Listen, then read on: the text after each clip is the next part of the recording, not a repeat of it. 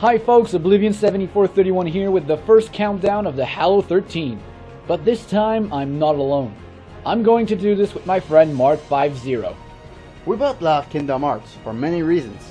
The characters, the story, the gameplay, and of course, the villains. The Organization XIII, and we are going to list each of them.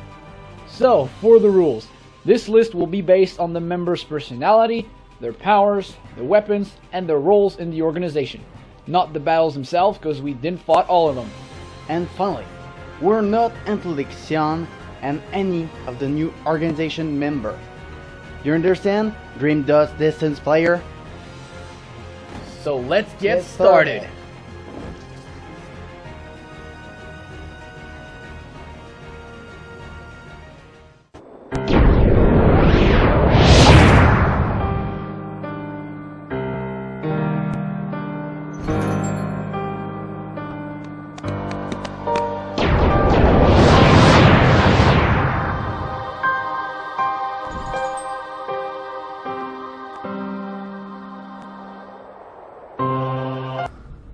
Too clever.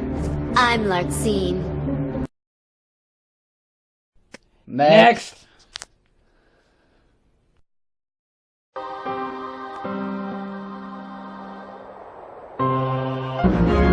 I, Lexaeus, will not yield to the frail heart of an infantile coward. Lexaeus is just like Larxene in reverse. Larxene is freakishly annoying, and Lexaeus is freakishly boring. You can compare him to a plush doll. No personality at all, no emotion, and a woodboard attitude. And he does nothing to help in the organization, except finding Riku. And he dies on his first try. Lame. The only cool thing about him is his powers. Lexaeus controls the element of earth, and everyone knows that earth beats electricity, right? Anyway, he wields a large axe sword that a dog is able to swing it with ease. Other than that, that's about it for him.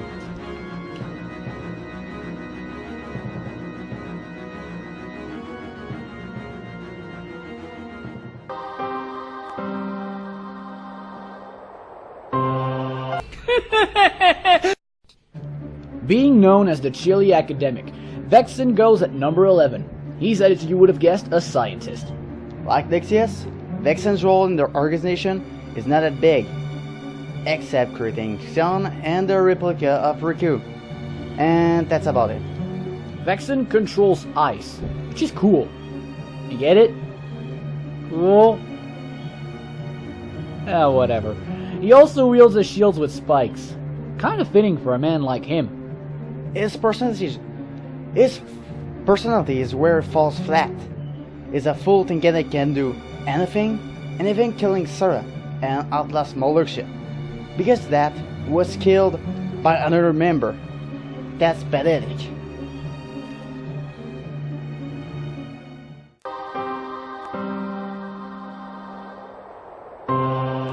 Hey, you guys are looking lively. It was hard to decide which of Vexen or Demyx will rise to number 10, but in the end, Demyx wins the spot with just one teeny detail. He is more creative. See, Demyx's personality is where he shines. He's the coward of the bunch. And we all know that these guys are hilarious. He always thinks that he's not the right guy the organization should send. And he is so fun to listen to. But still, he's fun and all, but he still doesn't do that much. He just messes up with Sora. The element to control is water. Pretty generic, but still good, and he fights with his Cedar. Now that's what I call creative. Fighting with a guitar, sweet. And at least he was killed by an enemy. Take notes, Vexen.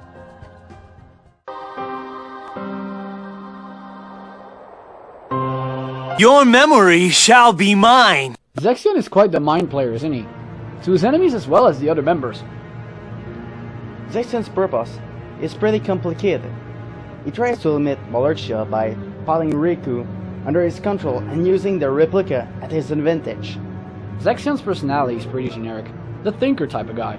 The type of person that always has a plan B. And he uses those qualities very well. He has the power to control illusion, which is an awesome concept. He can create illusions, obviously, disguise himself, create duplicates, and other spells, which is Lexion, the Book of Retribution. But he's not higher because that's all we know about him. We haven't played Bird by Sleep yet, so we do not know what Yenzo looks like. I would wish that Square would dig a bit deeper into his life in the organization. And again, killed by an ally. But this time in an awesome way. If we just knew a little more about him, we would have been a much higher.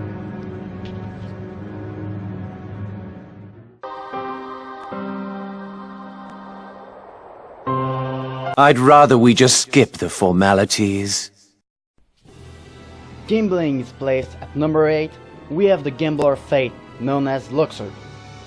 Luxord is more of an interesting case. He thinks everything is a game and he just wants to win it. So, as you might have already guessed, his personality reflects on games and luck.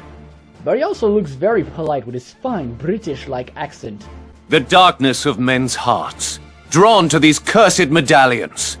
And this heartless, a veritable maelstrom of avarice.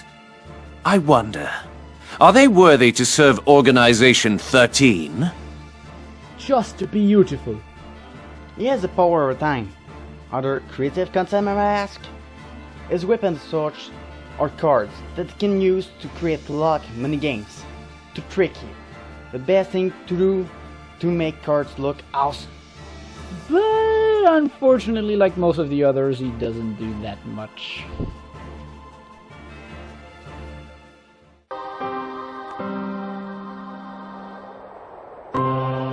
A heart. If I had a heart. The second in command Saïx takes the spot. Now we're getting in the important stuff. Biggest sending a second command, Saïx will be assured to have a big role in the organization. And yet, it is true. He was the one who gave all the others members tasks instead of Xemnas. He also manipulated Sora to defeat more Heartless to empower the recreation of Kingdom Hearts. He kidnapped Kairi to plunge Sora into confusion, and etc, etc. You see, if it wasn't for him, the organization would be nothing. His powers come from the moon itself, which is pretty epic, and he uses to enter Berserk Rage, to mindlessly attack his opponent. Wait, the moon? A Berserk Rage? Coincidence? I think not! I know, I'm not the only one who figured it out. His weapon is a giant lemur, and he swings it like Kennedy swings a giant armor without any problems. But his personality is pretty generic. He's the serious member. Fears nothing and will stop at nothing to achieve his goals. Yeah, we never saw those. Sarcasm. But that doesn't mean we hate it. No, in fact, we love these guys. So Saïx definitely earned his spot. I can't wait to see what they're going to do with him in the next installment.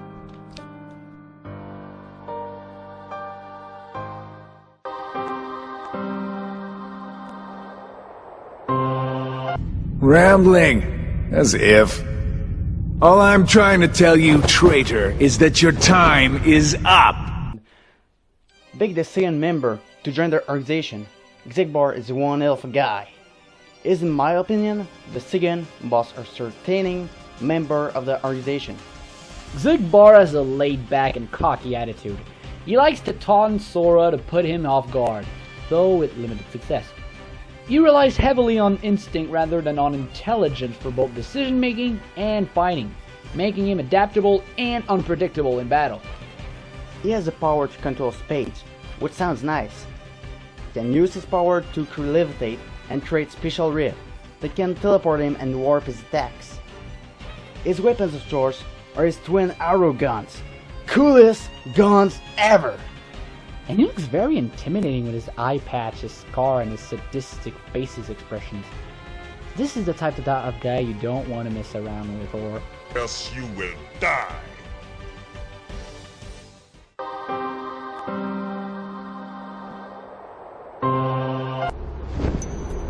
When Kingdom Hearts is ours, We can exist fully and completely. Probably the most unexpected entry on the list, number 5 goes to Xaldin. Even has done little to nothing in the organization, that's not enough to put him any lower or either. Xaldin's role in the game is pretty unique. He attempts to tame the beast by plunging him into despair and rage to turn him into a heartless and a nobody that he couldn't control freely. The freaking beast! Xaldin is a high-ranking and independent organization member, working alone for the entirety of his presence in the organization. Xaldin acts sadistic and appears to revel in despair, attempting to cause hopelessness for peace both in the castle and by taunting and Sora the entire fight. He controls wind that he can use to manipulate it his 6 lance. Wait, 6 lances? Yes, 6 lances. And he can also morph his lances to create a huge dragon that can spit out tornadoes. Nice. Overall, he really earns a spot as rank 3 in the organization, number 5 on our list.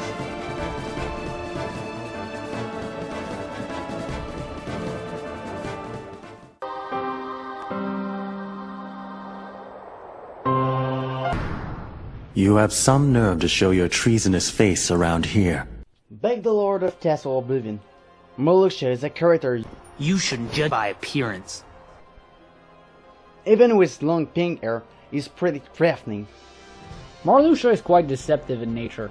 He makes an attempt to rebel against the organization by using Sora as a puppet to accomplish his goals. Personality-wise, he is often portrayed as very arrogant and vain. Like Xemnas, Marluxia has a habit to being overly dramatic and giving long speeches. He takes great pride in his appearance, and he also flourishes with weapon after striking it, occasionally leaving himself open. His powers are related to flowers. Wait, what? Flowers? He was already girly enough with his pink hair, but now... But don't worry, it's all thanks to symbolism. The flowers mentioned here are cherry blossoms. In Japanese culture, these flowers are symbols of life and death in nature. So basically, he controls death much better. His weapon is a giant scythe. Makes sense when you control death. He maybe is girly, but that's not a reason to put him any lower.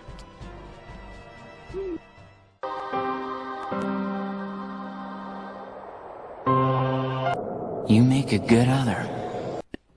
Another controversy. Roxas is only number 3. Even if he's awesome, he's not the best member since he deserted.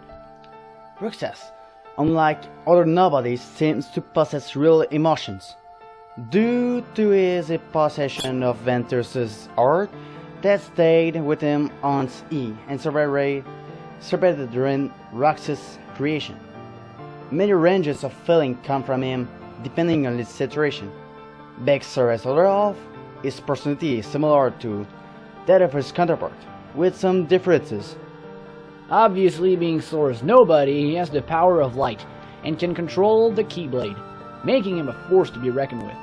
And he's even stronger when he acquires his second Keyblade after Xion's death, and both of them will transform into the Oathkeeper and the Oblivion, 2 of the most strongest Keyblades. Damn, Sora must be jealous of his own nobody. Among all of the organization members, Roxas is definitely the one that went in the most character development. His backstory is definitely the best. He went to trusting the organization, doubting, and then deserting. All of this in one game. So yeah, Roxas is awesome, but if it wasn't for Dream Drop Distance, he would have been number 2 and number 2 would have been number 3.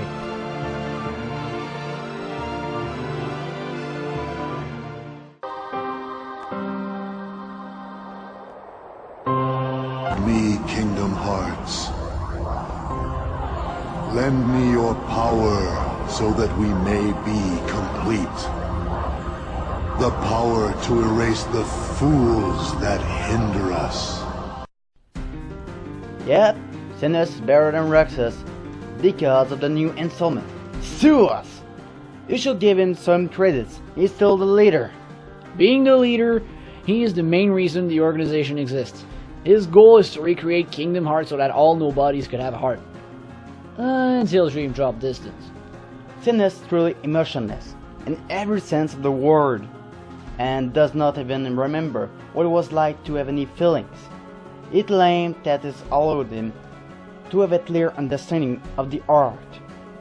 But in reality, this had warped his mind into believing the only anger, hatred, and the other negative emotions were what makes up most of our art. As the leader of Organization XIII, Xemnas wields nothingness, and manifests this as the blades of energy called the Ethereal Blades. Another lightsaber ripoff. Well. In his encounter with Sora as the Unknown in Kingdom Hearts Final Mix and their first battle in Kingdom Hearts 2, Xemnas is very agile and attacks with swift acrobatic combos with his blades. He can also teleport, fly, and create energy barriers to shield himself. Besides using them as melee weapons, Xemnas can fire his ethereal blades as laser-like projectiles, and can either fire them directly from his hands or create them in mid-air. Now that's threatening. Definitely earning spot as the leader.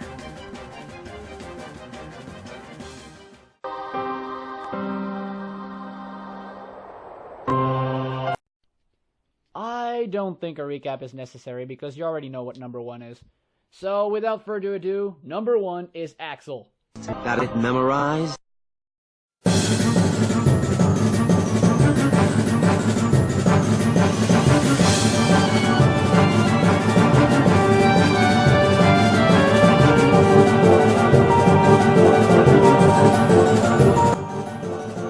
Known as the Flurry of the Dancing Flames, Axel is definitely the most entertaining member of the organization, with his countless quotes like "got it memorized" and the icky job segments. When he is first introduced at the beginning of Kingdom Hearts Chain of Memories, Axel is the mysterious, stoic, and calm demeanor on par with that of Marluxia.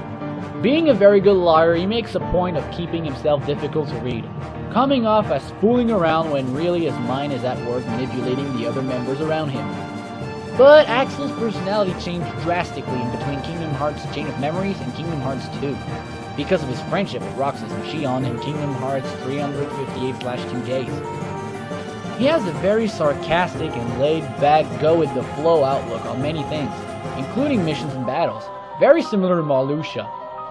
He also is shown to have a very kind and protective side towards Roxas and Zexion, which is ironic for a nobody and his action as Castle Oblivion. He acts like an older brother towards them, being their main source of advice and wisdom. As the Flurry of Dancing Flames, Axel will use two uniquely shaped weapons called chakrams. He specializes in fire meditation. He can summon pillars of flame, twirl, and strike with rapid combos using his chakrams. He can also summon his chakrams in flame and throw them like boomerangs, spinning and looping them to his opponents multiple times. Awesome! Axel is awesome, powerful, hilarious, and just the best of the best. I'm the Shadowbane Devil. And I'm the Sword Destroyer, and Axel's without end up the best Organization XIII member. See you guys next time for Top 13 Scariest Characters.